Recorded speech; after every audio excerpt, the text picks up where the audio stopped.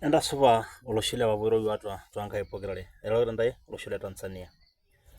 Ata oswali obo lai naikilikuan iltung'anak lang le Tanzania au iltung'anak le murua penye. Kijoito maape engelare, etabawua enkata engelare. Naata entoki naiputukunye oleng naa kagira ayaki enking'asia pii naai naalikini taata. Kiata serkali natii erikore, nikiata serkali naloito. Etaa kipuoito uchaguzi. Ore kipuoito uchaguzi nayieu naalikini ajo amaa taa amu kigira aagelisho, nikiata orbungei, nikiata mwenyekiti ya kijiji, nikiata mwenyekiti ya kitongoji, nikiata oldiwani.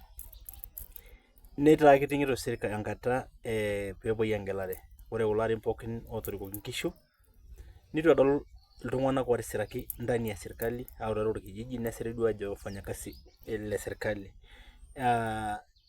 Nijo agira ayaki enking'asia amu ejoito taa nisik irkijanani eponaa Kisumu, epuoito irkijanani Kisumu ndio, wanaenda Kisumu kweli. Kake kai etii oltung'ani peemelo Kisumu hana ajira aina yeyote naasita oltung'ani tiatua orkijiji lenye apate mapato nikiata erikore aina yeyote. Tuko na mbunge, tuko na mwenyekiti ya kijiji, tuko na mwenyekiti ya kitongoji, vitongoji vyote, Masusu, kila mahali tuko na kitongoji na mwenyekiti wa kitongoji. Nikiata irkijanani lang oisumate. Angalau kama naa Nyeri nitu esiri irkumok, hata watu watatu tu oasiri tiatua orkijiji every year, kila lari au kila baada ya miaka mitano au kila baada ya miaka mitatu jamani. Neeku agira nanu aing'asia mayiolo ajo kanyoo tatizo.